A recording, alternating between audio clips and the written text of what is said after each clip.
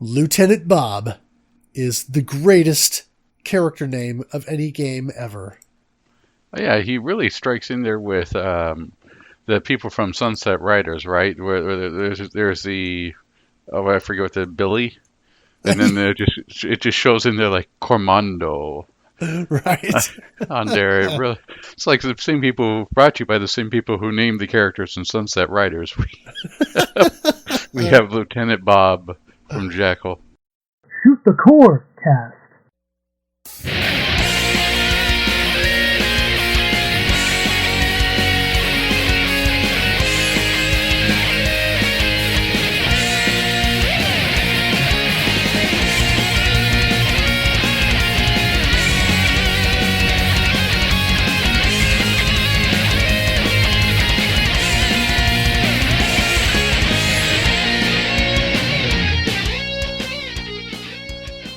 Welcome to Shoot the Corecast, the official companion podcast to the RF Generation Shmup Club.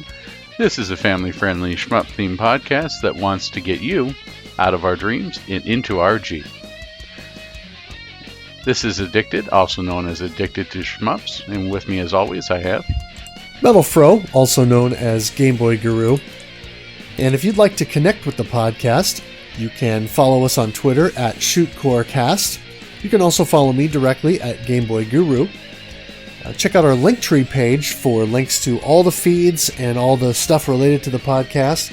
That is linktr.ee/shootthecorecast. Also, check us out at rfgeneration.com and join the site there so that you can join us for a Shmup Club playthrough. Also, please make sure and subscribe, rate, like, review, etc. on your preferred podcast platform. I do check those from time to time, and we have read reviews on the podcast before. So if you leave us a review, we would love to see that and would read that on the podcast.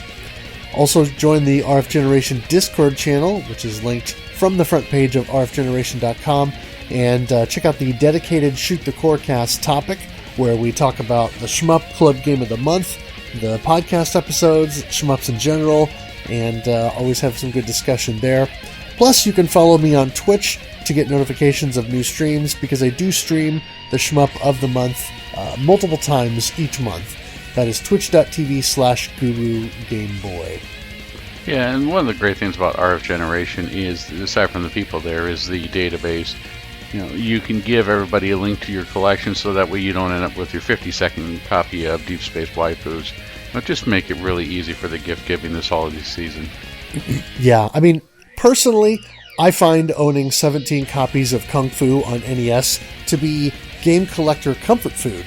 But you, as a listener, might not feel the same. So if you'd like to avoid collecting doubles, triples, quadruples, etc., the database is a great way to keep track of that so that you can avoid that sort of situation. Yeah, unless you're building a chair or a throne out of Dragon Warrior carts, then it's acceptable. This is true. Alright, moving on, let us go to our question of the month. Think of a shmup-adjacent game you really like, and make a case for calling it a full-blown shooting game. Our first response comes to us from @BlurSTG. Star Fox 64. I think it can be considered shmup-adjacent, and it's an on-rail shooter. It's probably my favorite video game of all time. My case for calling it a full-blown game, because Stone Cold said so. @Stellar Fury seconded that and said, I'd second Star Fox 64, and by extension, OG Star Fox. This is Nintendo innovating back in the day and making a 3D shmup. Yeah, Star Fox 64 seems really popular, or even Star Fox in general seems a really popular choice. I think it would make a nice shmup, and we'd like to see that done, especially since they've done stuff with Star Fox Assault and Star Fox Guard. They're not afraid to experiment into different genres. Our next response comes to us from @LightningVis, or it could be Vis. One Step from Eden, an action roguelike on an 8x4 grid. The gameplay loop of spamming enemies with dramatic attacks while dodging on a fixed XY grid is vaguely reminiscent of shooting games.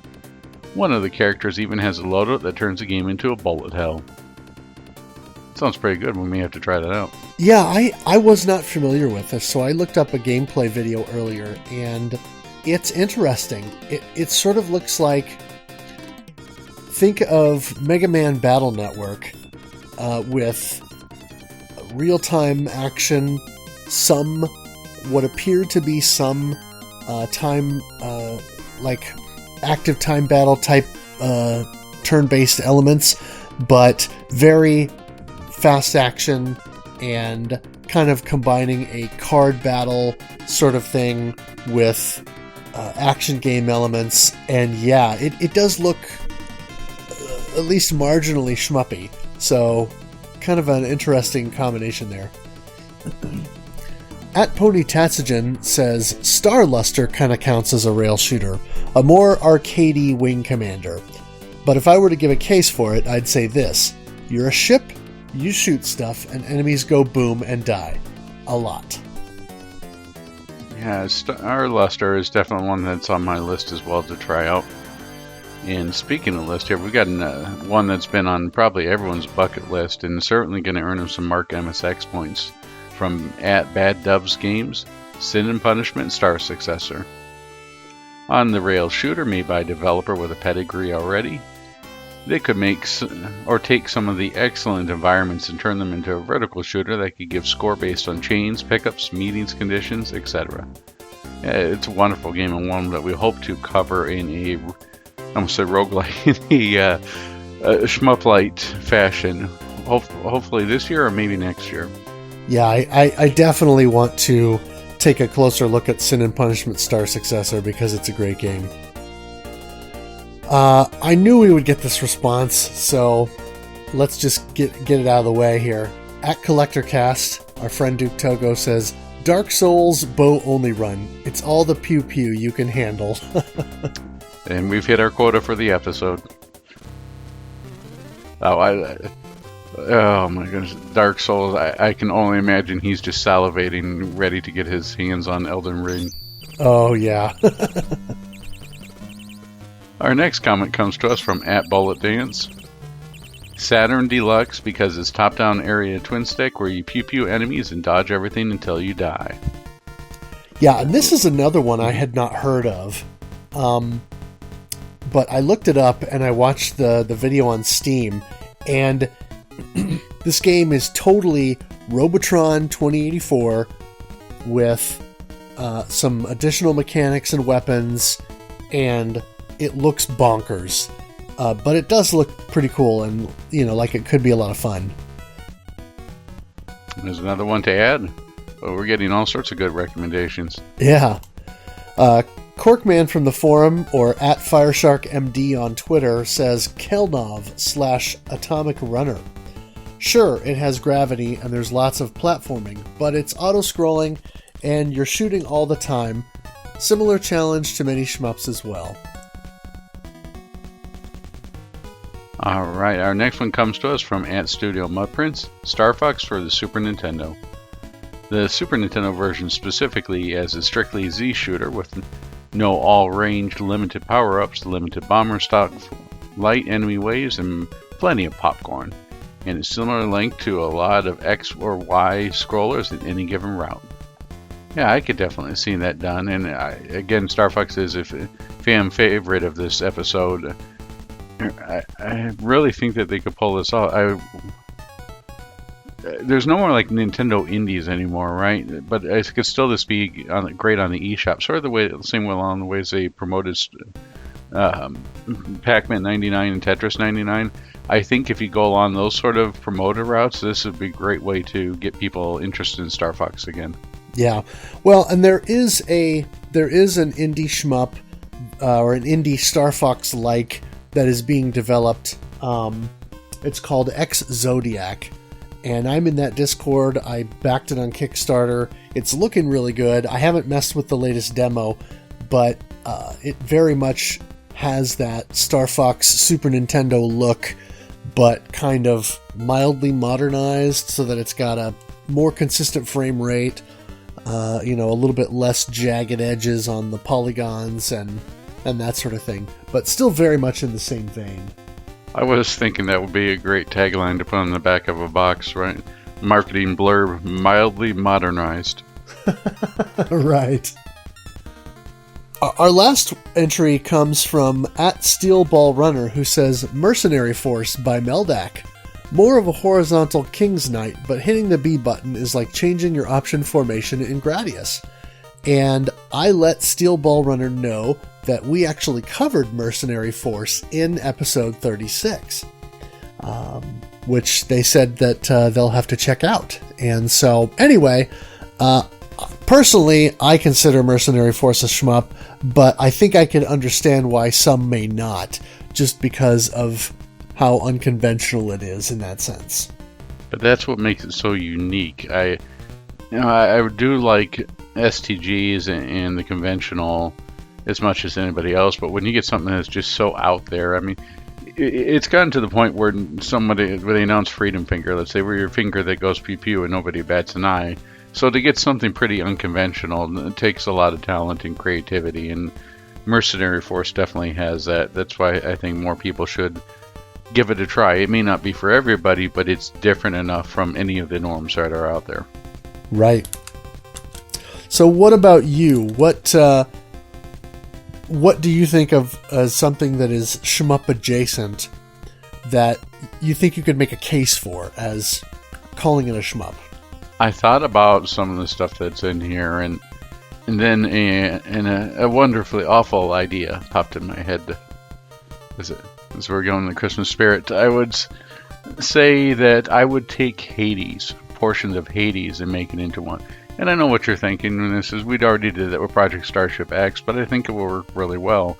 The Greco-Romantic theme has not been done too much. There was Phalanx, Philios, I'm sorry. Oh yeah, Philios. Philios was done on there. There's not that many out there. I mean, you could say that portions of Nightmare are sort of along that theme, but it really hasn't been done, the Greco-Roman. I would like to see Hades turn there, especially with its random elements. Those seem to bring a lot more to the table, like it did in Project Starship X. I thought it might be a little bit out there, but then I remembered, what's that game? How to Pick Up Waifus? No, is it Ron to Pick Up Waifus and then Dungeons? Oh, is it wrong to shoot 'em up girls in a dungeon?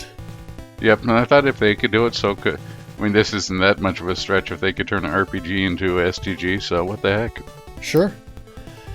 Yeah, I mean, I kind of had similar thoughts in the sense of, Star Fox is kind of low-hanging fruit, Sin and Punishment's kind of low-hanging fruit, those kinds of things, but for me, I'm thinking more along the lines of pushing back against the auto-scrolling as being a definitive thing with shmups, because I tend to see stuff like Fantasy Zone and Defender as shmups and those kinds of things. So for me, I'm thinking more along the lines of something like Pocky and Rocky or the Kiki Kai Kai series. I think some would consider shmups, others would consider them shmup-adjacent. Well, yeah, that's sort of like going along the same path as the Car Warriors, right? Or if we are dealing with, everyone remembers that Ghostbusters title that only came to the arcades by Data East. There, where you just have that, or Time Zone, right? Do people consider Time Zone? Is it Time Zone or is it Time Soldiers? I'm thinking Time Soldiers, yeah. Or is it Out Zone? Maybe it's Out. Oh, Out Zone, yeah, by Toaplan. Yeah, we're all working off of 1.5 cups of coffee here, folks. So, yeah, Outzone, I mean, that's not really auto-scrolling, so a lot of the SNK stuff isn't, and you could call it shmup-adjacent or shmups on there. It really is just up to the personal taste. Yeah, I mean, you look at stuff like Ikari Warriors 1 and 2, TNK3 by SNK, those kinds of games, yeah, you probably consider them shmup-adjacent. Just like Commando. Heavy Barrel, Commando, yep. Yeah. I mean, Commando is the closest to the game that we're going to cover in just a sec here. Yeah. And And realistically, another game or another example I thought of is Subterranea on the Genesis. It's kind of taking the lunar lander formula, but far expanding it and adding a lot of shooting elements. And of course you are landing and picking up fuel tanks or hostages and that kind of a thing, but there's a lot of shooting with some resource management, but shmups in general they involve resource management. So this is one of those things where I think if you can look outside the box of the auto-scrolling genre convention a little bit, there are plenty of games that I think fans of the genre can and should check out and enjoy. And so I think a good case could be made for some of those things. Yeah, and also if you're going to be going with auto-scroll as a requirement for consideration on what makes a shmup, you're going to be ignoring a lot of the proto-shmups that are still considered pretty valuable by people, such as Space Invaders is not auto-scrolling. Oh, absolutely. Galaga is sort of auto-scrolling. I mean, it's a single screen, or Galaxian. All those single screen arcade games you're going to be thrown by the wayside, which doesn't seem right. So if we're talking anywhere from mid 80s on, I could say auto scrolling will probably be pretty good attribute to throw at it. But anything as a whole for the genre, I don't think it's a worthwhile descriptor. Yeah. So anyway, send your hate mail to we don't care at ourpodcastrules.com. Let's register that before somebody else does. Right. Well, anyway, it's all just opinion, but it's all opinion, and the internet is the place to vet your opinion. So I'm sure we'll hear some, and that's fine. This is just our opinion. Yeah. All right.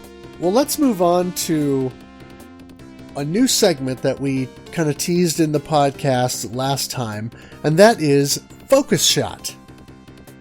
So what we're going to be doing... This is where we focus on Game Boy Guru and all of his streams on there. So which stream do you want to focus on first here? Not quite. Oh. No, what we decided to do is, the past couple of years we've tried to do a scoring competition, and that has been less than successful for a couple of reasons. Number one, I'm terrible at keeping up a leaderboard. And number two, we feature that game in January and then podcast about it in February, and then the player base kind of drops off after that and people don't keep up with it. So I thought what we would do instead is, scoring is a thing, and I think people, may still want to share their scores, but realistically, I think it's more about, let's just explore some of these games that have more to offer and are more robust and just have more content for players to explore, so that we can then get into more in-depth discussion on them. So anyway, sort of like Heartburn, right? We want to keep coming back. Like what? Like Heartburn, right? And it's going to keep coming back. Well, but I think of this as like pleasant heartburn. Oh, pleasant heartburn. You know, it's sort of like saying burden. Oh, what a lovely burden. No. Yeah. You can cut that part later. No, that's fine. But ideally, what we want to do is continue the discussion of this focus game for the entire year. And then hopefully at the end of the year, not only are you getting discussion of all 12 games that we played during the course of the year, but then you're getting discussion of this 13th game. And then by the end of the year, we'll be knowledgeable about it enough that we can come back and do a bonus episode talking strictly about that game, kind of in totality across our experience for the year, which I think will be much more fulfilling discussions than, some of these discussions that we've had where it's you and I talking about our experiences with the game for the past month, and then having other people on the episode to help flesh out the discussion, because we just haven't played it enough to really know all the ins and outs. Whereas I think now, by the time we get to the end of 2022 and are ready to talk about Mushihime-sama, spoiler alert, that's our focus for the game, or for the year, but when we're ready to actually do a full episode on that, you and I are going to be much more knowledgeable about the game by then, because we will have spent enough time with it to really dig in a lot better than I think we've done in the past. Yeah, basically, we're going to go from 100-level courses, which we've been dealing with on month-to-month basis, to a 200-level course, which will go throughout the year, and that will be the focus of our focus shot. Yeah. So I don't have a lot to add right now, because we're recording this in the middle of January, and because I've been so busy with work, I haven't even had time to fire this up so far in the year. But I did buy the Switch version when it came out, and I put some time into it, and so I just figured I'd offer a few thoughts on that just to kind of kick things off. First of all, I know Mark MSX has already done some analysis on the Switch version and was relatively pleased with the input lag on that port. I've mentioned before, I'm not that sensitive to input lag, but I do notice it if it's egregious. I noticed that Lords of Thunder on the TurboGrafx Mini was a little bit laggy, but a lot of times I don't notice this stuff, and so for me, Mushi on Switch feels very responsive, and when I'm playing wired with my arcade stick, it's pretty snappy, and so far I'm enjoying that. I managed to clear the novice original after, I think, my third try, which was great, and so my focus has been shifted then over to original mode, which is essentially the arcade version that was initially released. And at this point, I can somewhat consistently reach stage 3 on a single credit, but I haven't quite reached the point where I can route all the way through stage 3 on a single credit and make it to the boss fight, because stage 3 is this giant set piece with this huge sort of insect that takes up multiple screens, and the idea is you're sort of picking it apart and destroying its exoskeleton piece by piece. And on a good run, I can get to kind of the end of that section, and then I just get overwhelmed. On a less than good run, a lot of times I will get taken down by one of many bullet spreads or sniper enemies in the moments leading up to that point. But so far, I'm really enjoying the game, and I'm really liking the fact that the Switch version not only plays well, but also includes all the content. One thing with the Steam and 360 versions is that I want to say either 1.5 or a range, one of those two, is DLC. Whereas in the Switch version, for the $20 price tag or whatever it is now, you get everything.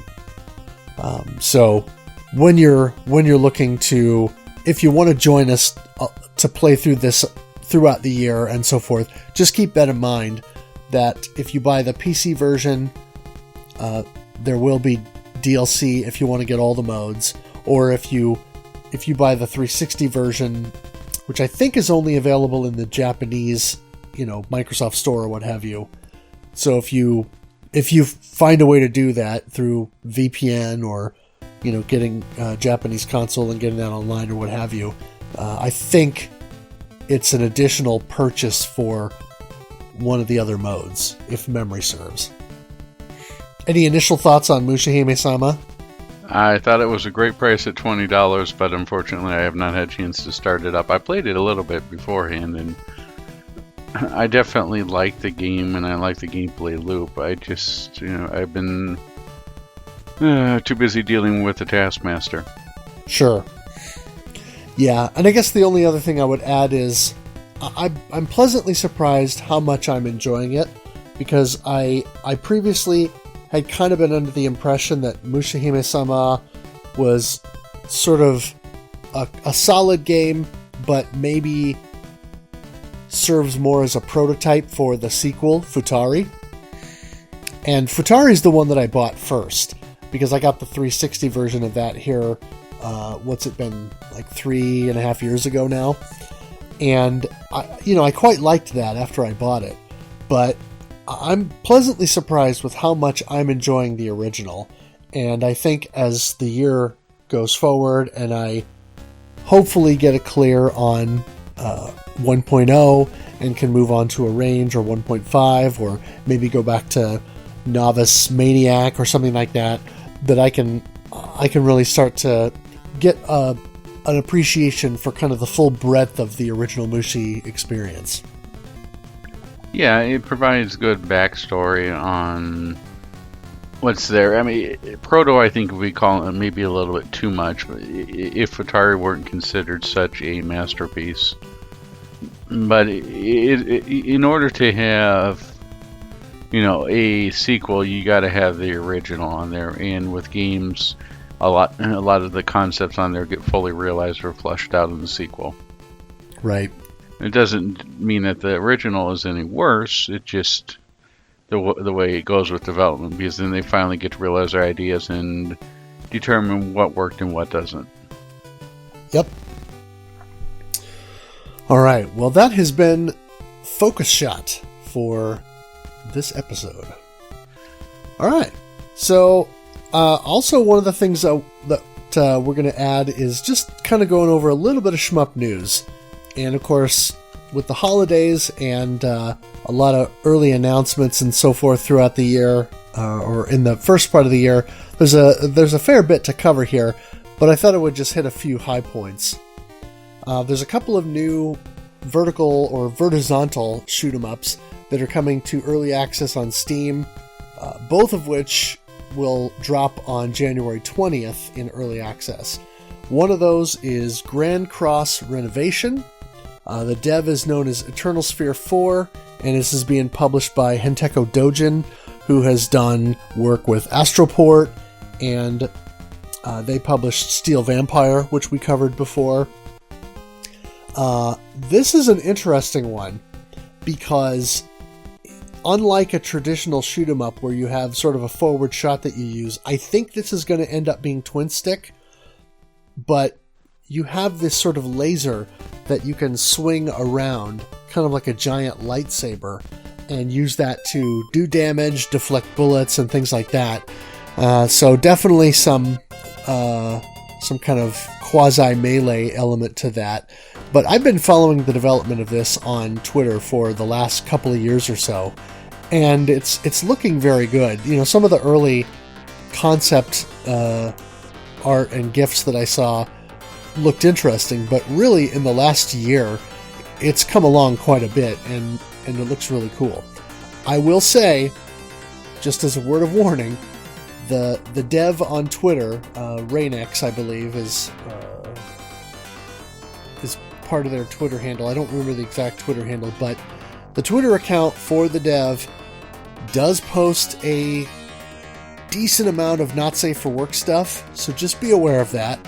But if you want to follow the development, go search it out on Twitter, because it is kind of cool to see. And again, it drops here in just a few days for early access, so people will be able to check it out. The other one that's coming is a game called Shinorubi, and it's being developed and published by Last Boss 88, which I had not heard of before. And again, this is also dropping on the 20th, January 20th, as we record this. And this looks interesting. It's very bright and sort of neon colors, and has a little bit of a, I don't know, the characters, the bosses in the game, they all have these military uniforms, and they all look sort of like different takes on the whole M. Bison kind of thing, or, you know, more menacing looking versions of characters from something like Pro Gear. And if you watch the trailer, it's got some rockin' tunes, as Zozak might say, nice headbanging soundtrack for the long hairs, you know. And it looks interesting. I've said before, I'm not entirely keen on the vertical format, but it looks like the ship is fast enough that you can cover a lot of ground quickly. So moving back and forth from one side of the screen is a thing. The bullet patterns do look like they're going to be something you can contend with, and I'm getting a little bit of a Crimson Clover vibe, and a little bit of maybe a DFK vibe, and definitely some other influences in there that I see as well. So it looks promising, and I will definitely have to check it out. There are apparently patches forthcoming from City Connection to reduce the lag on the Cotton Saturn Tribute collection that came out. And so this is the one that includes the Saturn versions of Cotton 2, Cotton Boomerang, and Guardian Force. And for those who may be unaware, when those came out, I think they were measured at some ridiculous number, like 11 frames of lag on the PS4 version. And from what I understand, the PC version that recently released is not really any better. And I think a lot of this has to do with the fact that it's Saturn emulation is already laggy, and then when you try to add another layer onto that by putting it on a different console, you're just compounding the problem. So I'm not sure what they're going to be able to do to reduce that, but what I understand is they actually brought the developer of the emulator that they're using in to help with this. So we'll see if they're able to make some significant improvement. But this is one collection that I opted not to buy the physical for. I think because I was afraid this was going to happen, and so I'll be curious to see how this works out as we go along. But yeah, for now, I think sticking to the actual Saturn versions of those games is probably still the way to play. But it would be interesting to see over time if they're able to make any good improvements. There was an event called Kemonomichi 4 held in Japan, and this was kind of a competitive gaming event. They had sponsorship from Red Bull, I think. And as part of that event, they had a head-to-head battle, or run exhibition between a couple of players playing Dodonpachi Daiojo. And so Japanese super players SPS and Fufufu did this duel, if you will. And there was an English restream that included commentary from Soft Drink, who some of you may know from STG Weekly, and who has done commentary on runs from other events as well. And in that event, SPS won with a score of a little over 1.51 billion points. But it was close. I want to say Fufufu was 1.46 or 43. So it wasn't... They were really close going into the final fight with Hibachi. And then, of course, based on the number of resources you have at the end, when it tallies the final score, then that's what definitely put SPS over the top. But that was cool to watch.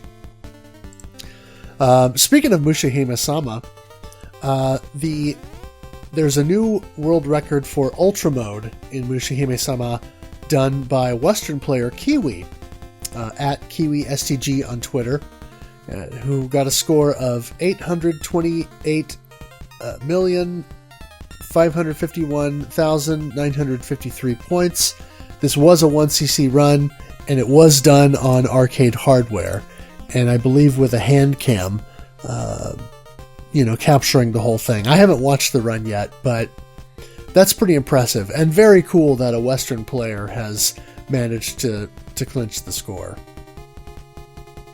There's been some additional details and stuff coming out about Kiki Kai Kai Kuro Mantle no Nazo. There's a new trailer, which looks really good. And apparently there's going to be a physical for the PS4 that'll be Japan only. And then the Switch version, there'll be a Japan version and an Asian region version, which is multi-language, which we typically see through retailers like Amazon Japan and PlayAsia, etc. And this is set to release April 21st, 2022. No word yet on a Western release, but I would imagine someone will pick this up, because we got Pocky and Rocky 1 and 2 on the Super Nintendo here in North America, and those games are at least relatively fairly well remembered and loved. So I think there's a good chance that we might get that. Yeah, the mystery of the mystery of the Black Mantle. Oh, okay. I think I'm reading that right. Nice. Kuro Black Mantle is obviously Mantle. No is apostrophe and Nazo is mystery. So, yeah, mystery of the Black Mantle. Huh. Yeah. Cool. I dig it. Gunnail is now out on PlayStation 4 and Switch via Arcade Archives. This is an NMK shoot 'em up. Some people have called it sort of NMK's answer to Batsugan, which I think is probably not too far off the mark, given its how it plays and its colorful and fast action nature. One nice thing is Hamster made a quality of life edition where you can go into the menu and turn off the alarm noise that plays when you're down to one shield hit. And the reason for that is because this is apparently a big thing with the scoring in the game, where it's a risk-reward thing, so that if your ship has only one shield hit left, the multiplier goes way up. And so that's how people score in the game, by essentially taking hits and then playing that way. But in the original arcade hardware, that warning sound plays the whole time, so you hear it constantly throughout the game. So this is a great way to approach the game and allow for people to score play, but not have to deal with, that sort of last flashing heart thing that you get in Metroid and Legend of Zelda and these kinds of things, where you get bombarded with the noise reminding you, hey, you're almost out of health.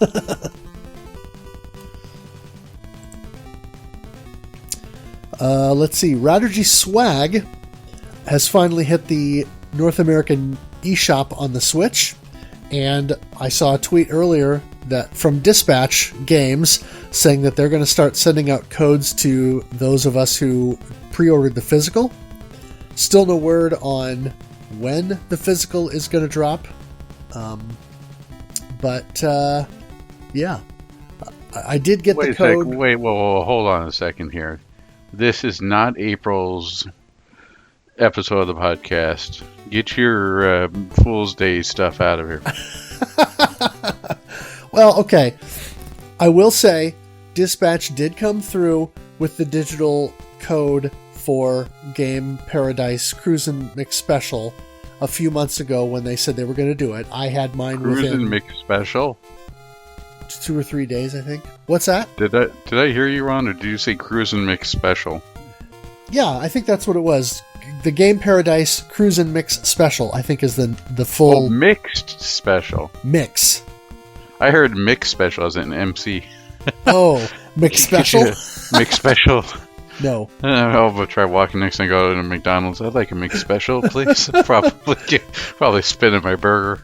Yeah, walk into McDonald's and ask for a Game Paradise McSpecial. Oh, geez, I've heard that the only thing they hate worse than that is going in and asking for a Whopper. Oh yeah. But yeah, so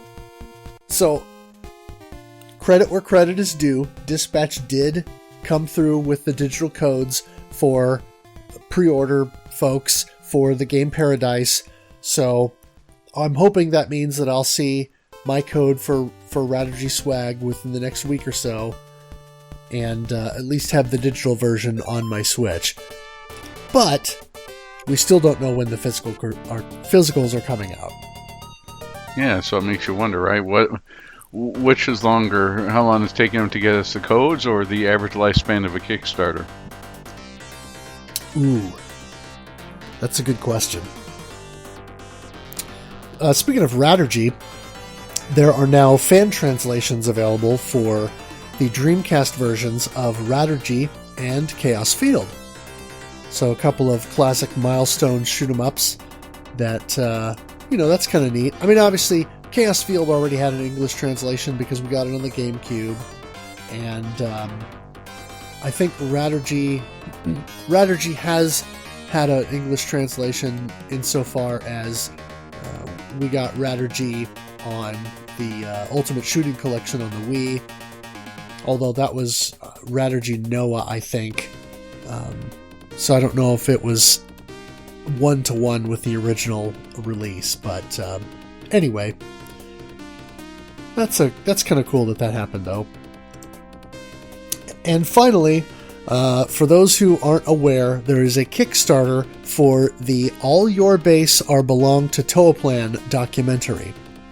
At the time of this recording, they're a little under $10,000 away from hitting their initial funding goal. And this is going to include interviews and history and stuff with Toaplan luminaries like Tatsuya Uemura and Masahiro Yuge, as well as other people who were influenced by Toaplan, such as Go Sato from the Raiden series, or composer Manabu Namiki. And there's some involvement with Shmup Junkie, and actually a friend of his who's directing this thing. And recently, Mark Bussler of Classic Game Room fame has somehow become involved. I know he's been promoting it and kind of trying to get the wheels rolling for that. And of course, everyone should already know Mark Bussler because of Classic Game Room and because of his love for Truxton. I was going to wonder if it's just going to be him talking about Truxton for the entire documentary. Well, I think you could maybe make a documentary of about Truxton and have Mark be the guy to do the voiceover of that. But yeah, I mean, I could see definitely his involvement just because of his longtime affection for Truxton. So yeah, I mean, didn't he at the some of the later episodes, wasn't he just like taking blunders and stuff and saying, "Does it play Truxton? Nope, not worth it." Oh, something like that. Yeah, and I mean, he has definitely asked that question in a lot of his videos. But anyway, he has. I backed the Kickstarter. I will say the tier that gets you a physical copy of the documentary, the Blu-ray or what have you, is a little pricey, but I think it'll be worth it. And the digital tier is actually very reasonable. So if that's what you're looking for, then go check it out. There, as we're recording this, there are 15 days left in the campaign. So by the time this episode drops, it's probably going to be more like 10 or even 8 days. So by the time you hear this, the campaign may be just a few short days from ending. I would say please go check it out and, support this so that we can get stuff like this going, because there's a lot of history with Toaplan. And of course, Toaplan, when they split off, that's what gave us Cave and Milestone and two or three other companies that became major names in the shmup scene during the late 90s and early 2000s. So I really think it's important to document the history, and while some of these creators and people who worked within the industry are still alive, to be able to get this stuff down and talk about these things so it can all be documented. Yeah, is the physical version of the documentary, is that more than, let's say, a couple days worth of Blockbuster late fees? Maybe slightly, but not by a wide margin. Okay, so it's a little bit expensive, but not too much. Right. I mean, it's definitely more expensive than your average Blu-ray or movie purchase. But think of it this way. It's a way to help preserve the history. Oh, sure. And of course, if you're buying this kind of thing if you were buying a movie or a thing like this from Japan anyway, you're going to pay more to import it regardless. When I've purchased concert DVDs and stuff like that from Japan, and they're always, $50 by the time you pay for shipping and import fees and all that. So I think it's still going to be worth it. You got to have the Baby Metal box set, right? No, I haven't gotten that rabbit hole yet. All right. Either I'm looking forward to it, I'm looking for the extras, which is just a half-hour documentary on the rise of Timmy. Yes. That, or is just a whole thing about him talking about jets and guns. There you go. Right. Well, thank you for doing the news section, and for everyone who's participated in making this a better community. I'd like to thank everybody who helped us get through this month in this game, which I'm certain most people are pretty familiar with. So for the month of December, these are the people who played Jackal with us. They are MetalFRO, Addicted, Easy Racer, Gollum, and D. Tungsten. Yeah. So, Jackal is, as we mentioned, is a game that people are very familiar with. It tells the story of two harrowing Uber drivers who are Uber Eats drivers who are forced to deliver Tex-Mexium across the border. I mean, it's the stuff that they have to put up with. It's amazing. I really floored. I think they do a great job, and it's. Geez, those Medusa heads, too. Can you imagine driving through all that just for a taco? Jeez. I hope they get a good tip out of it. Maybe we'll get in the pseudo-sequel or the spiritual sequel, Uber Drivers Unleashed or Uber Unleashed. Oh, man. All right. Well, joking aside, what Jackal is, of course, about a group of special forces who need to break in and free prisoners of war, which seems to go with the theme. At the time you had Rambo, which was becoming very popular, the theme of going back and liberating people. Was that sort of along the same lines of Akari Warriors as well? I'm not quite sure the plot of that game, but you had a lot of that stuff in the 80s about a small group that would go in and they would decimate the enemy forces and free the hostages, win the unwinnable war. It really was prevalent in the 80s. I mean, you see a lot of this going through. I mean, the shmups are famous for this, right? We're going to somehow we have to send a single ship. It's like someone go, okay, we're gonna send this whole entire fleet, aren't we? What's the Anakin and Padme team going there? I just see a shmup meme there where it's like, we're gonna send the entire fleet, right? It's like, no, a single fighter would do. We got to cut back on cost. We're gonna send the single fleet, right? It's just sort of along those lines of the bravado of the everyman, the group that can do it. In Rambo, and dealing with Commando with Schwarzenegger, it's time.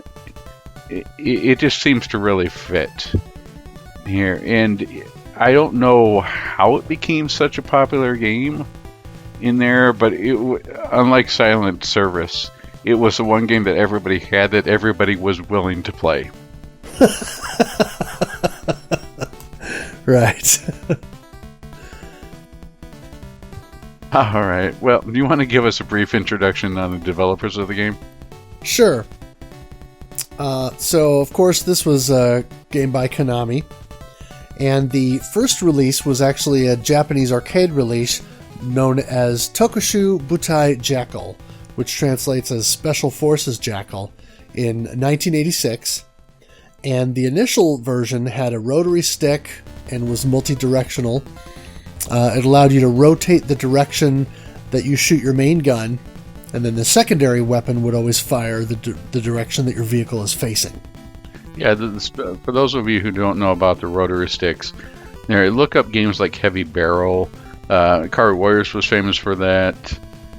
It's a special type of stick that really, I think that the closest we can come up to it now might be Twin Stick there, but it was sort of like digital analog sticks before they were incorporated into what you'd have today. I think you'll find a pretty good picture of them in Clava. I know that mentioned that Car Warriors 1, 2, and 3 had it. Heavy Barrel had it. At one point, Jackal had it. Do you know of any other arcade games that have it? Sure. I mean, SNK had a line of their what they call loop lever games, which is kind of their take on the rotary stick. So in addition to the Ikari Warriors games, they also had TNK3, and Bermuda Triangle was a shmup that had the 8-way joystick for one type of fire. And then, later you had stuff like Capcom put out Forgotten Worlds that used a turn, rotary style stick to rotate your direction of fire. There are other examples as well. Data East had additional ones besides Heavy Barrel. They had Gondomania and a couple of other titles. But rotary stick or loop lever games were not, I don't think, as popular or as widely released as a lot of standard games because they required more complex hardware. But I think probably the Data East rotary sticks are probably the most well known, at least in the West. I don't know about in Japan, but I remember seeing Heavy Barrel in a cabinet with the sort of short, stumpy rotary stick that has this yellow plastic octagonal top on it that you would sort of grip and then twist as you move around. And so you're pushing the lever in different directions to move your guy around on the screen, but then you're twisting the lever back and forth different directions in order to change which direction he fires. So you can sort of strafe and fire in different directions. Kind of a cool concept. Yeah, as much as the port is maligned, the Micronics port of Ikari Warriors 1, I thought they did a pretty good job of migrating that feel over to the NES. In ways that was done. And Heavy Barrel's not too bad as well. And the one thing I want to bring up, because we're talking about the NES here, the 8-way joystick is the Famicom Disk System version of Jackal. Did you try that out? I did. Did you play Mode B? I did not play Mode B. Okay. On the Famicom Disk System only, on Mode B, 2-player Mode B, it tries to simulate what you're supposed to do. And those of you who are familiar with the game Smash TV, trying to dual joysticks, or those of you crazy enough to maybe try Gyromite with dual sticks, in Mode B of Jackal, it tries to simulate that 8-way rotary stick. And one player will take control of the Jeep, while the other takes control of the direction of the gun, using the second controller. Oh, nice. The only time they tried that, which is very experimental for this. I was impressed, but it's pretty hard to come by. Find someone who you'd either have to do on Mister these days or maybe emulation is trying to do it on the actual hardware is to find a working Famicom disk system is troublesome at best. Yeah, I want to say that BK.Roo on Twitch came into one or more of my Jackal streams and mentioned that, and messaged me about that later. That 2-player B mode is 2 players, 1 Jeep. Yeah. All right. One reminds me of these days as you go in and be like some giant stick. You know how they're always just trying to see what gimmicky things they can do with arcade stuff. We have the giant Space Invaders or something. I just see like a giant joystick on there that's about 6 feet tall. All right, you control this. This controls your Jeep. And this other one, someone's got to have on there. It's like 2 people to do it in tandem. Oh my, that would be interesting and probably hilarious. Yeah. Now, when we got the game over here, it got renamed as Top Gunner, probably in part because of Top Gun and its popularity, and so never say that Konami won't find a way to cash in on something. And then, well, I think it was because the name Jackal was already in use by a pachinko machine. In North America? No, I'm just joking. For Konami, okay. You know how they get their. Oh, that's true. Their health clubs that they make a lot more money off of. Konami is the pachinko king. But then in European and Asian and other regions, the game was just called Jackal. So I think that's kind of what they eventually settled on. The Famicom Disk System version, which you mentioned earlier, is known as Final Command Akai Yosai, which translates as Final Command Red Fortress. Shout out to Shadow Kisaragi from our RF Generation Discord for helping me with the translations on these things. Some of the names. But that came out in 1988, and it kind of follows the arcade version somewhat, but it totally skips the first area and is a shorter game overall. I saw something that may have to do with the disk space limitation of the FDS. I don't know that for sure, and I know there are FDS games that are larger, like Metroid, like the original Legend of Zelda, so I don't know how accurate that is. What I do know is that the FDS version doesn't offer any additional sound functionality over and above what we hear in the NES version. Yeah, this seemed like a really, like Konami initially thought this would be a quick port and they would just sort of throw it out there. At least this is what it seems like to me. They at the time where they would even put in the rotary joystick on here, this seems very experimental. This is what you probably call a early access game. For the Famicom disk system, it wasn't ever meant to be more of a marquee title until it was redesigned a little bit for the NES. Yeah, and so that kind of leads us to Jackal for the NES, which also released in 1988, I think just a few months later, but it sort of expands on the ideas of the arcade game and the Famicom disk system version, because it gives you both horizontal and vertical scrolling. And so you get larger levels and you get more levels because the first stage in the NES version kind of mirrors the arcade version somewhat, just kind of retooled for the console. But yeah, the NES version is definitely the one that I think is probably the biggest game in that sense. Yeah, and wasn't published under Ultra, or am I just not remembering that correctly? I think you're right. I think it might have been an Ultra title, although it was a silver box game. Yeah, which proves that they had some faith in it. But Ultra labels were usually, they were originally designed to get around the publishing restrictions put in place by Nintendo. Right. But a lot of the stuff that came out on Ultra was a little bit more of the B-tier stuff, where all the A-tier stuff, the recognizable Konami stuff, would come out under the Konami label itself. So I wonder if this is something that they were like, well, this seems to be growing, and had a little bit more faith in, enough that they were redesigned. I also think that the ending is changes slightly between the two, if I remember correctly, but it's been a while. They also changed the color of the Jeep, right? You can't, due to sprite limitations, you can't have two green Jeeps, so they had to make one of them brown. Right. Yeah, this actually is a Konami published title. I'm looking at the cover of the box right now. Excellent. And so they did have faith in it. Yeah. So I don't know if that was because Konami felt like it was more marquee, or if it was a situation of this was maybe just before they started to use the Ultra label. I think it's because they decided, they said, let's see here. We have Silent Service and we have Jackal. Well, let's see here. Jackal gets the Konami treatment. We'll put Silent Service under the Ultra label. Right.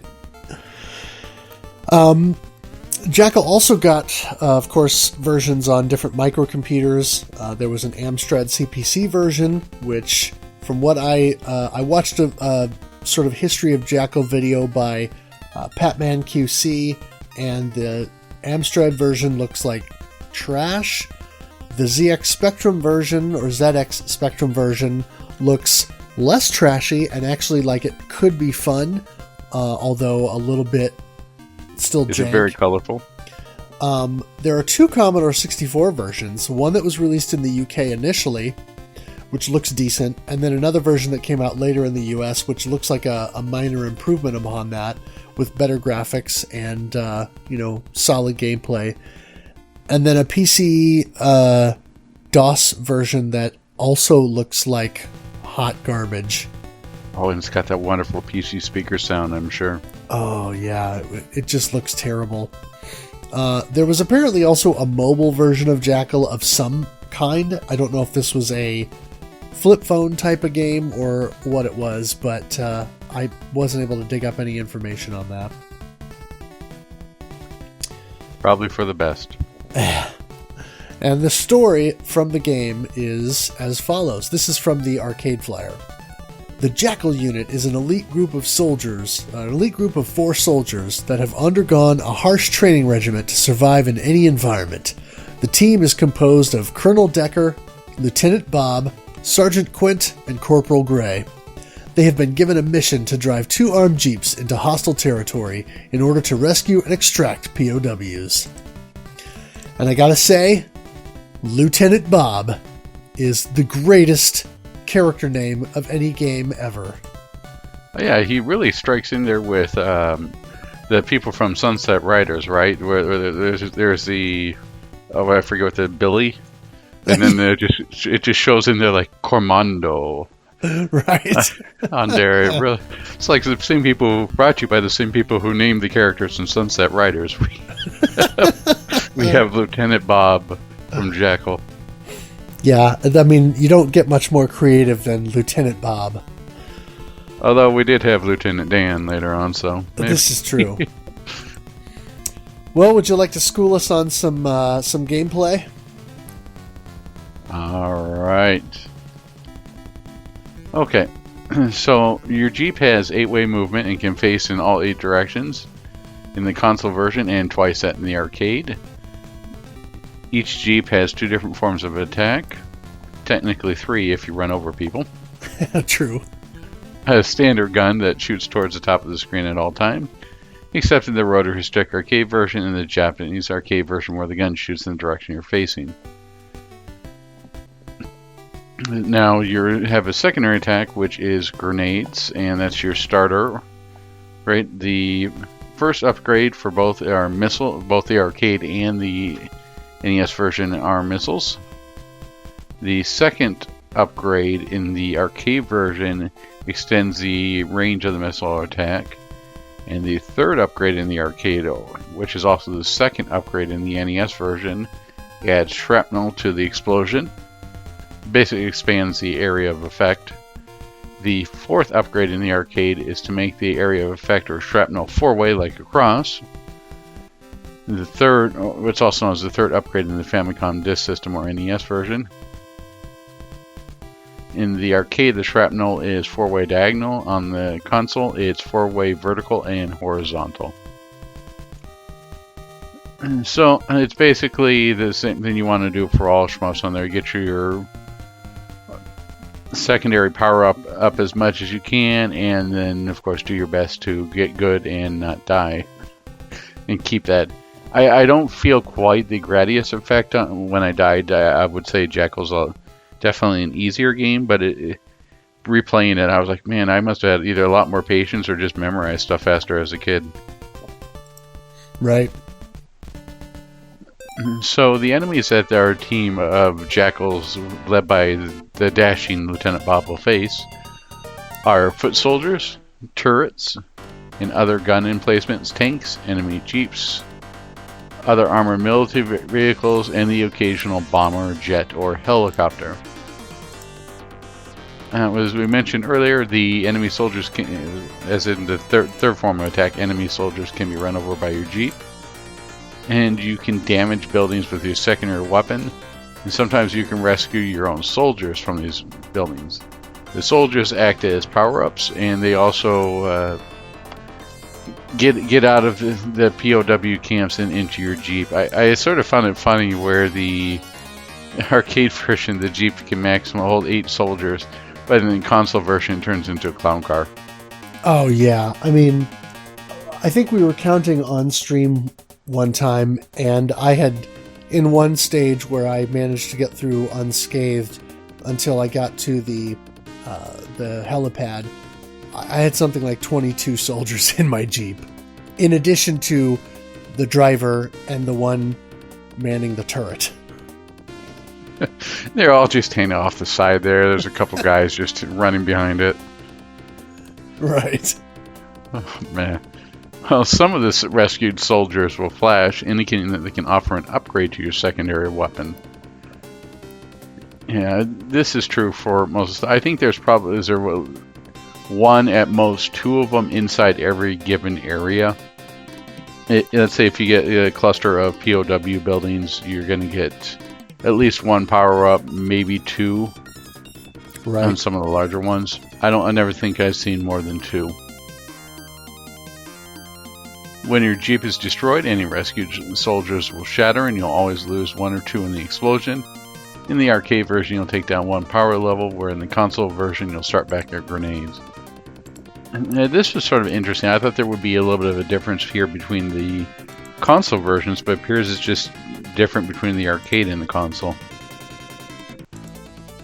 Sort of that Super Mario Bros. 3 effect, where the US version, you get hit once and it just brings you down 1 level, but the Japanese version brings you all the way back to Small Mario if you get hit.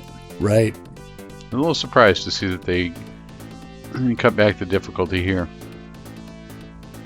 So, in the arcade version, collecting your own soldiers gives you points, and dropping them off at the helipad also gives you points, increasing the rising total per soldier if they're all dropped in uninterrupted sequence. In the console versions, you only get points when they're dropped off.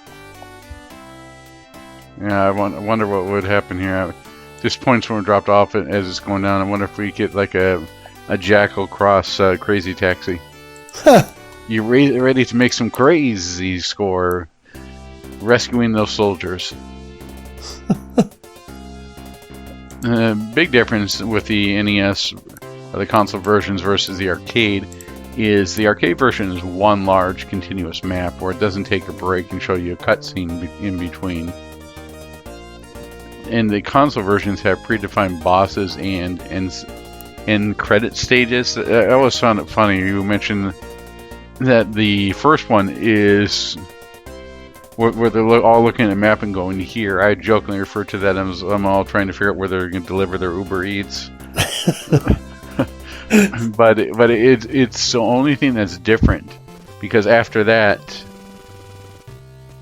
all the cutscenes are the same. It just shows them driving a Jeep. I think they say yeehaw or something. Isn't it like a Dukes of Hazzard type moment in there for the cutscenes?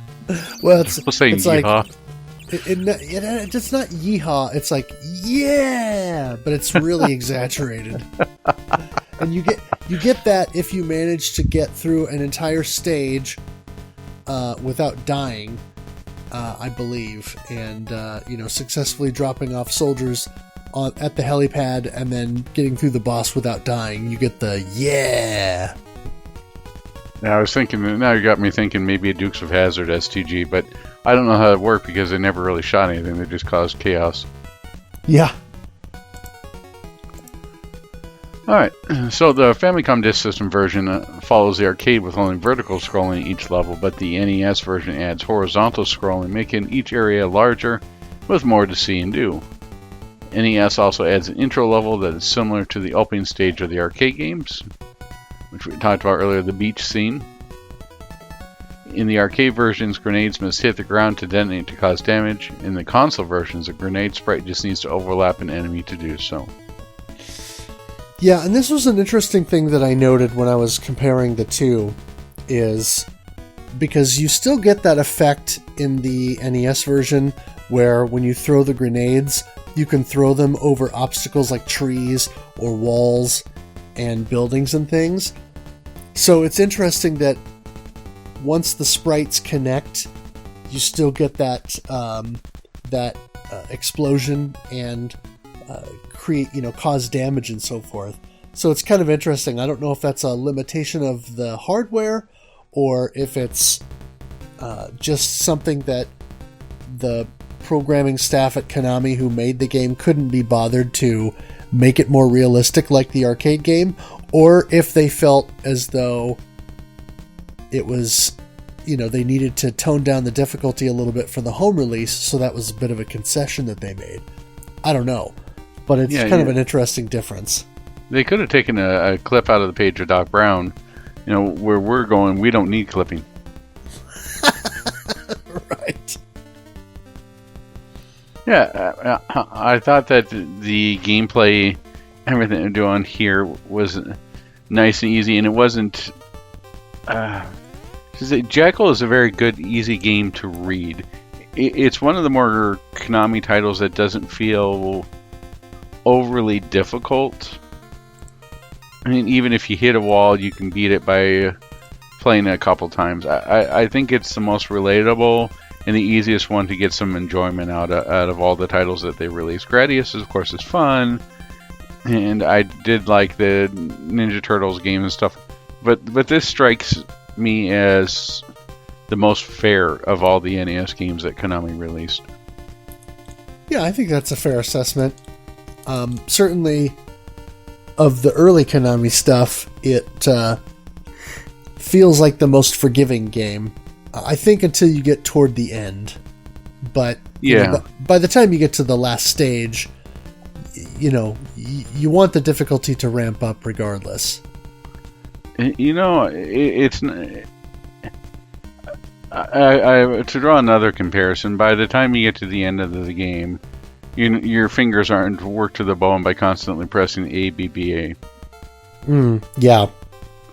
I mean, if you think about and that's a reference, of course, to the Micronix port of Ikari Warriors, where I swear that game, level 1 goes on for at least, 3 hours? 4 hours? Before that goes through. Jackal has a really nice flow, and it's in there. I was impressed that they went back and added in the beach level, because I think the game would have suffered without it. And it really adds a nice flow, even with the stage breaks they add in there. I can't remember, and I think they're still in there, but I think Commando had the stage breaks. I don't think those were added in specifically for the NES version and chop it up. I think for that, sure. I think that's just sort of part of the way things were done at the time. Yes, it's the limitation of the hardware where they couldn't do one continuous, but I think that the gameplay and stuff is better for it, and I think it was a good use to sort of give the player a quick break for that. Yeah, I would tend to agree. Alright, so now we've talked a little bit about the gameplay. Why don't we take us into the graphics here? Yeah, I didn't have a lot of notes on the graphics other than the arcade version is incredibly bright and colorful, which was typical of stuff from this era. But it's not very. When you say bright and colorful, you probably should distinguish that you don't mean Fantasy Zone bright and colorful. What you mean is it's not dark and dreary. It's not. The Jeep is a bright green. I mean, it's not lime green, but it's still pretty bright green. The enemies are pretty easily distinguishable. It's not something that you would get in, let's say, the odds where everything seemed to be brown colored. Well, I mean, if you compare it to another Konami arcade game from this time, another vertical screen Konami arcade game from this time, Contra or Grisor, that game by comparison looked a little bit... The colors looked a little bit dingy, I guess is the right way to say it. They weren't as bright. They didn't pop as much. Muted. That's another good way to put it. Whereas Jackal is very bright and very colorful, and the beach scene in the first area looks like a beach scene. It's bright sand. It's green trees. It's a green Jeep, but they're not drab or dingy or muted versions of those colors. They're bright and not cheery, but just eye-catching, I guess. So I think in comparison to something like the arcade version of Contra, it is a nice look, which is sort of an interesting turnabout, because when you get to the console versions, they are somewhat muted by comparison, whereas arcade Contra has somewhat of a muted color scheme, and then the NES version is way more bright colors, so it's kind of a weird flip-flop between the two. But I do think it's, overall nice detail in the scenery, and... Yeah, I noticed that in the arcade version, the Jeep had a little bit more trails coming out of it, right? You could see where... It wasn't exactly making tire tracks and stuff, but you could see more movement in the back of the Jeep. Right. By the way, it was making those lines appear. Yeah. So, what's the way that the cartoonists use it for when they're drawing? They put those little lines there to denote movement. Yes.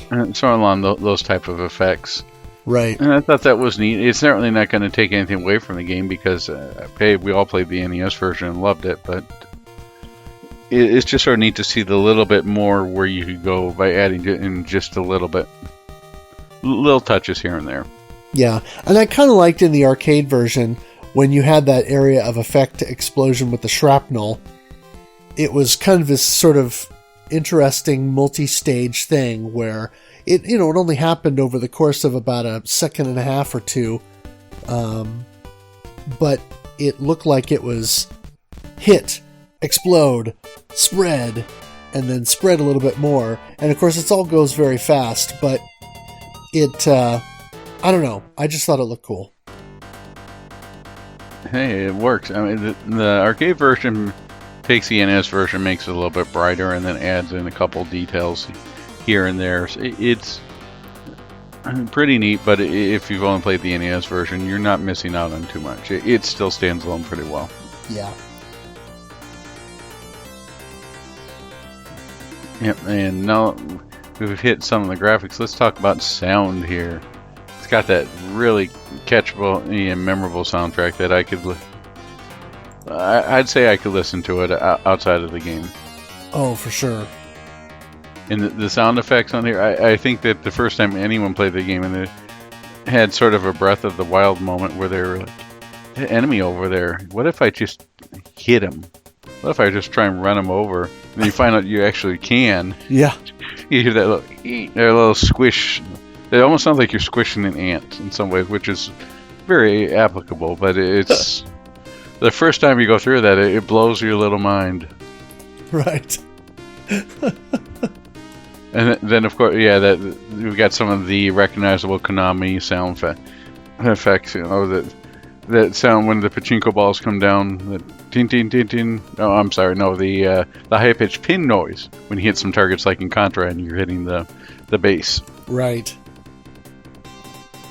And overall, it's just really well done. I'm glad that the Jeep itself doesn't make noise. I think that would be distracting. Yes. I'm glad they left it out. I'm sure it's a limitation on the NES hardware, but I can't remember, I don't think even it happens in the arcade version, does it? You don't hear like an engine noise going throughout. No, I don't think so.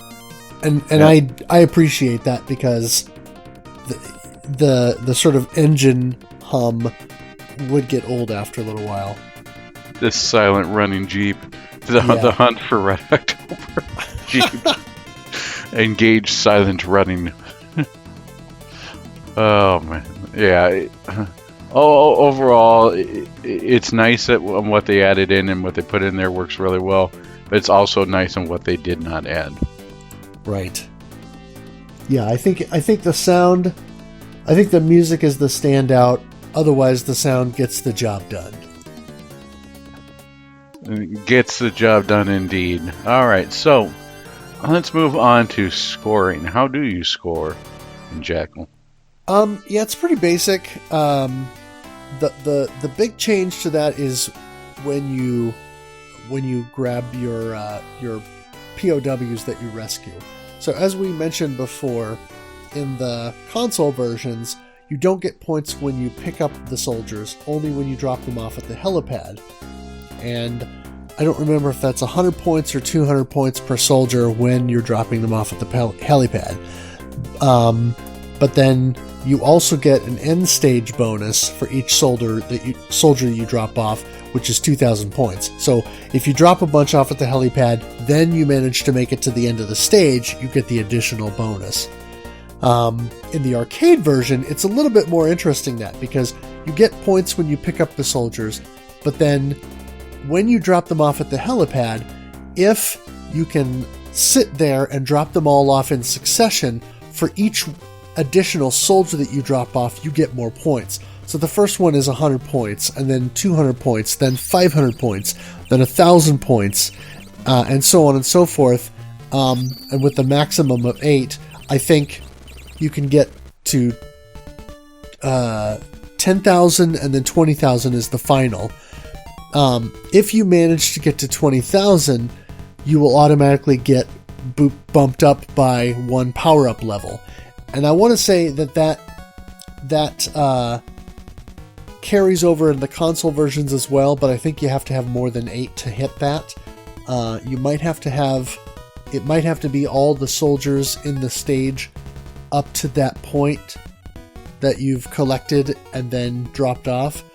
But the interesting thing in the arcade version is, of course, because that's a scoring technique, they're sending out these bombers to try and disrupt you. And so I kind of came up with a strategy of, because you can position your Jeep so that it's not just 45-degree angles, you can sort of do it in between. And so I would pull my Jeep up alongside and then position it so I was slightly facing left on the helipad. And so then, as I was dropping soldiers off, I could just sit there and hammer on the fire button so that when a bomber would come through, I would just take it out instead of it taking me out. And then all my soldiers would drop off, and then I would hit that 20,000 point threshold and get powered up.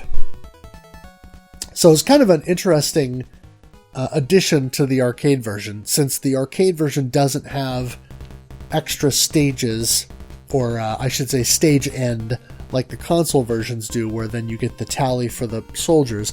It's an interesting way to sort of give you more incentive to try and drop off your soldiers in succession like that, so that you score better. And that was some pretty nice strategy. Yeah, that was really the only scoring thing that I found in the game when I was playing. Yeah, too bad it doesn't give you... I was thinking back to Crazy Taxi or something, but it doesn't... The spiritual sequel or Konami updates this, they give you extra points or extra scores by doing tricks and stuff. You're doing donuts around the enemies, it gives you some extra points. Right. Alright, let's move on to impressions of the game and thoughts from the RF Generation community by Jack Handy.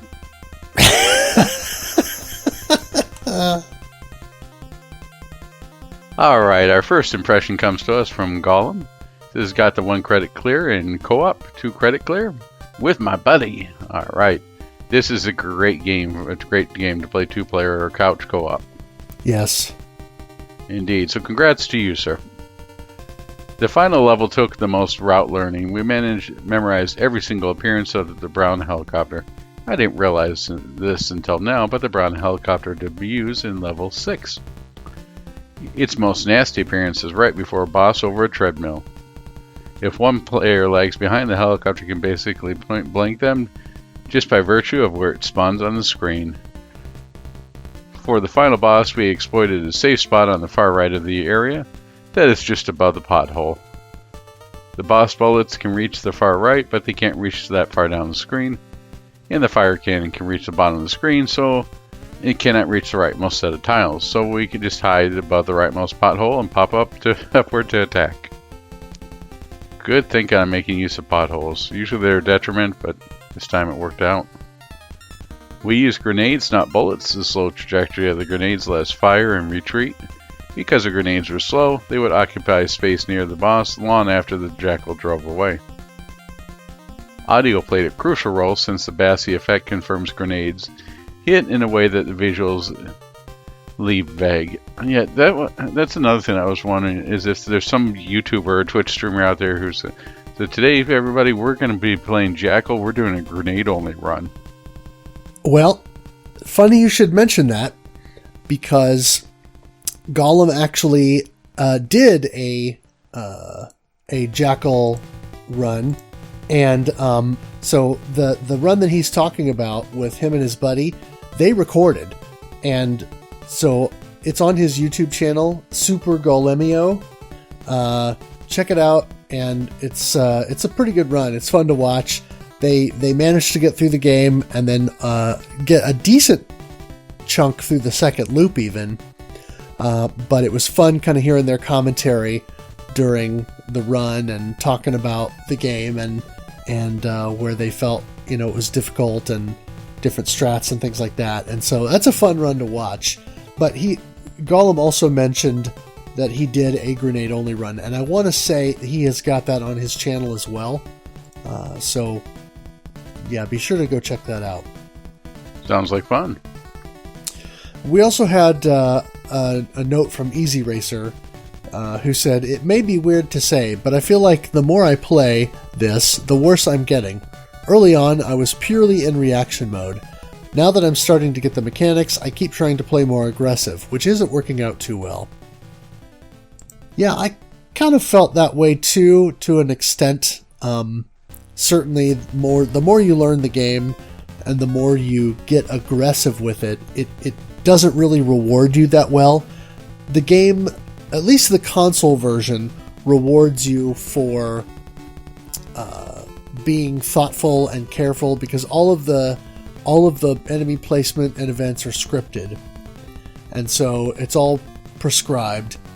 Whereas in the arcade version, you can't stay in one place too long, because then you'll start to get mobbed by enemy soldiers or tanks or jeeps. So it really wants you to keep moving. But in the NES version, really the only times that you get that is when you are, if you're fully powered up, it does rank up, the game does rank up. And so when you get to a boss fight, sometimes you'll have to deal with extra tanks coming in from the bottom of the screen, trying to take you out. But other than that, you really aren't punished for waiting around and being careful and thoughtful with how you play, because there's no timer. So, yeah, playing more aggressively is not something I would recommend, because the game kind of rewards you for taking your time and being thoughtful, particularly because there are moments in the game, because of the limitations of the NES and Famicom Disk System hardware, where you can either despawn certain things or allow things to come on screen in a much slower pace. For example, there are a couple of spots where there are missile launchers. And if you can manage to get to where only the missile launcher bay shows on screen when it opens up and spits out the missiles. If you can do that right, the missiles will fire, but they'll despawn right away, so then they won't come after you. And if you're able to use that to your advantage, then you can use that to take out those missile bays before they're shooting out missiles at you. Now, of course, like a lot of these games, you can milk the missiles and do that endlessly, but you don't get that many points for them, so it's pretty ridiculous to try and do that. It makes more sense from a survival standpoint to just take out the missile bay right away.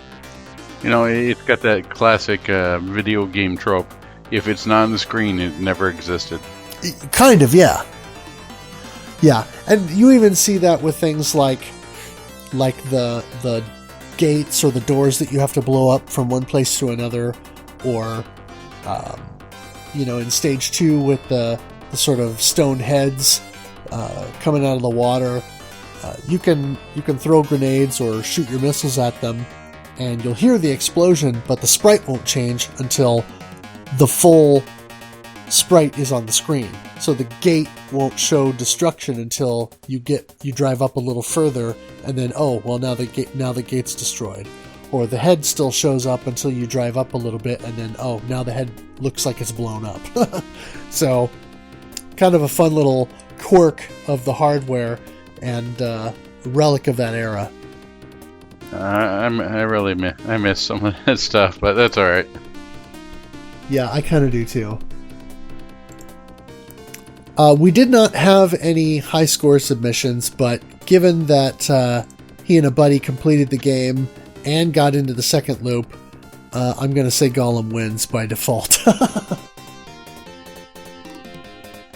Insert your best. Gollum wins. Yes. Well, congratulations to Gollum and to Easy Racer and to everybody who played this game with us on December 2021. Geez, it feels like time flies here. Yeah. I almost said 2023. Oh, wow. So, now that we've gotten through the thoughts of everybody else, let's get to our thoughts. What are your thoughts on this game, Guru? Well, I've mentioned before that Jackal is kind of one of my go-to NES games.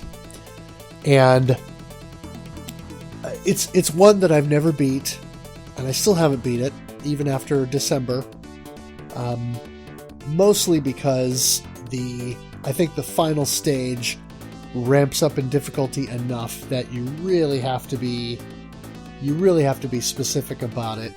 I think if I was doing co-op like Gollum did, I would stand a pretty good chance of finally beating the game. But in terms of a single player run, it gets quite difficult, especially because there's no helipad or POWs to rescue in the final stage, so there's no option for getting power-ups. If you get to the final stage and you die, you go back to grenades, and you're stuck with grenades at that point. So that definitely ups the difficulty. But this is still a game that I'm going to keep coming back to because it's just a fun game with interesting mechanics, good music, a fun gameplay loop, and just something that I enjoy playing. So I'm glad that we finally covered the game. Shmup-adjacent, etc. But I think there's enough shared DNA between Jackal and shmups in general that I think most shmup fans would enjoy this game, and especially those looking for a real challenge or a little bit more of an interesting scoring thing from an early arcade game. The arcade version certainly could be an interesting score challenge kind of game. But either way, I just really like this game, and it's one that I'm going to keep coming back to. Yeah, I definitely agree. I think like most, Jackal was a game that you got because of the Tom Du Bois artwork. I mean, it made it seem really important. It's certainly like no one ever went to the arcades and says, "Oh, Top Gunner, that game looks great. That game is Jackal. I'm going to get that for my NES." I don't think it ever worked out that way. And I don't think Nintendo Power heavily promoted it either. So I think it's just one of those things that spread by word of mouth in the cover art, and people were familiar with the name Konami. I think Contra had been out by then. And I know Gradius was out. So it was from a publisher with a pedigree, and people were definitely enjoying it. I received this for Christmas, I think, or maybe a birthday. And I played the heck out of it. I found the game to be quite easy, but that was when I was a kid. Going back to it, man, that last stage, I must have learned how to cheese everybody and memorized everything. Oh yeah. Yeah, a lot more time when you're 8 years old. So anyway, it still stands up to this day, and you could easily pop it in and just start having fun with Lieutenant Bob and co. So it's definitely worthwhile, and it doesn't feel like a watered down port, which is pretty impressive. I think in some ways it might be a Contra case, right, where the home console port is actually better than the arcade version. That's what I was kind of thinking about during and sort of pontificating on during the streams, is that the NES version might just be the definitive version of the game, because the arcade version was very straightforward. Then you had the Famicom Disk System version, which adds a little bit by giving you end stage bosses and things like that, but it still kind of follows the arcade version, still vertical scrolling only, whereas the NES version adds that intro level back from the arcade and gives you the horizontal space so that the levels are bigger and there's more to do. A couple people argued that maybe there was no need to add that, and you kind of trim the fat with the other versions, but I still think maybe the NES version could be considered the definitive version of this game, and kind of takes the same route that both Konami and Capcom did a lot in the 80s and early 90s when they converted arcade games to the console, where they took it in a different direction and did something better on the console. I don't think most people would argue me saying that Contra on NES is better than Contra Arcade, or that Bionic Commando on NES is better than Bionic Commando Arcade. Well, I have to stop you here, because I am hearing Studio Mudprint shouting from the rafters, "What about UN Squadron?" Well, that's another example that I think, most people would probably agree that the console version is superior to the arcade. And so I think Jackal is a good case for that, where it probably falls into that same pattern, where the console version is probably an improvement over the original in a lot of ways.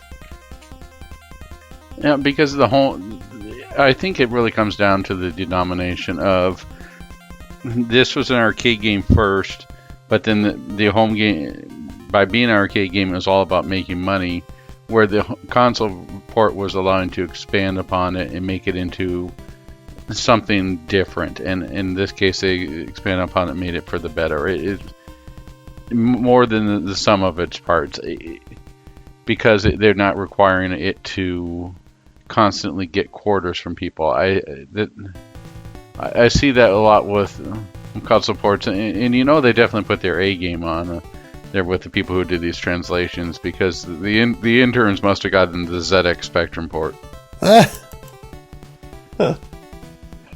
So, yeah, and again, it's also coming from Konami. It's their arcade games, so they have the access to the people. It wouldn't surprise me if a couple of the people were at least as, like, let's say, executive producers who worked on the arcade game, who did this. This isn't Ocean, doing a port for this over to your Speckies, your Amigas, and your C64s over there. This is the people who actually made the game. Right. So all in all, if you can find a copy, and you should be able to find a copy of Jackal on the cheap, definitely grab it. If you want to try out the Famicom Disk System, try and emulate it, or try and play it on your Mister, because it's not worth spending all that money for that equipment, especially how fragile the FDS is. To try something for a little bit and go, oh, okay, that was neat for the 8-way direction shooting. Right. And it should be noted that the arcade versions are also available on Mister. That's how I played them, and it's a good way to kind of experience that and see that in action if you never got to get in front of a Top Gunner or Jackal arcade game. It's very few people have. I mean, I don't think anyone I know, or at least anyone I've talked to, remembers going, yeah, Top Gunner. I played that in the arcade all the time. Huh. I mean, do you know anybody who plays that or remember that very well? Almost everyone I talked to knows the console port, but the arcade version sort of lost to time. It's sort of like trying to find Green Beret, right? Everyone's heard of Russian Attack. Right. But you mentioned Green Beret, and everyone go, huh? Yeah, I don't ever remember seeing Top Gunner in the arcade. Or it wasn't Gradius that was called here. It was called, what was the first Gradius called here? Nemesis. Nemesis. Yeah, I don't think I saw very much of Nemesis in the arcades. I'm trying to. I saw plenty of Double Dragons, Teenage Mutant Ninja Turtles, Simpsons, all that stuff, but a lot of these stuff like Top Gunner, and I'm trying to think, what was the one that we played last year with the boat that just kept upping it like a Bugs Bunny cartoon special, where they just keep upping the arms. Is it Taito Z System? What was that one that we played where it was the second Gulf War? Grid Seeker. Grid Seeker, right? It's trying to find Grid Seeker in the arcade. You're sort of going, pretty rare. Yeah. I mean, you get to see a lot more ride-ins, or heck, you'd probably even have a bit easier time finding Mushi in the arcade than maybe someone who's played Top Gunner in the arcade. Right. So definitely try it on the Mister and give it a shot, but the console port is where it's at. So let's talk a little bit about what's coming up for 2022. So as we know that we're 2022, we have our focus shot, which is Mushi. And I promise you that I will get past the title screen at least by the next time we record. And speaking of recording, our next recording will be all about Airzonk. And you never know if there will be a surprise special guest, so stay tuned. February 2022 will all be about Image Fight, which is thankfully now available on the Switch and PS4 via Arcade Archive, so no one has to spend $200+ for the Saturn version. Right. And it's also available on the NES, which I gotta try it. I'm sure that will be watered down but interesting. And the PC Engine. Right. I'm trying to think, is Image Fight a PCE CD or is it just straight PCE? I think it was just a Hue card. Just a Hue card, okay. And then in March, well, you'll find out what we got in March, but I'm really excited for this summer. We're going to bring the heat. Yes. Yeah. Or maybe we'll bring the lightning and thunder. I think we will definitely be bringing the lightning and thunder this summer. With that, I'd like to thank everybody for listening, and thank everybody who participated in the year of 2021. We hope you'll participate in 2022. We would also like to thank Ed of Studio Mupprints or Bullet Heaven for the logo. The logo looks really awesome on that orange shirt, by the way. Oh, yes. And we shoot the Corecast shirts. We also like to thank Kogosu for the intro and outro music. Everybody from RF Generation Playcast and the RF Generation Collector Cast who, let's see here, they may be too busy to respond with the next question of the month because they'll be playing Elden Ring. That's alright. I'd like to thank MetalFRO for always entertaining us with his streams where anything can happen. And I'd like to thank DJ Psycho M1 of the Pandemicade, especially Chunk Master Chunk, Master Chunk. There for keeping things always entertaining, especially when he does a hot tub stream. Right. And again, I'd like to thank everybody who participated and who took the time to listen. Thank you. All right. Anything else we need to touch on before we wrap up? If you haven't already, make sure to check out the Switch version of Mushi, as Guru mentioned earlier, because it has all of the DLC included and it's an excellent port. So I know that people are always constantly moving, but if you need 5 minutes or if you have 5 minutes to play an SDG, definitely make it Mushi and definitely play it on the Switch. Indeed. All right. Well, thank you all for listening, and we will catch you next month. Thank you.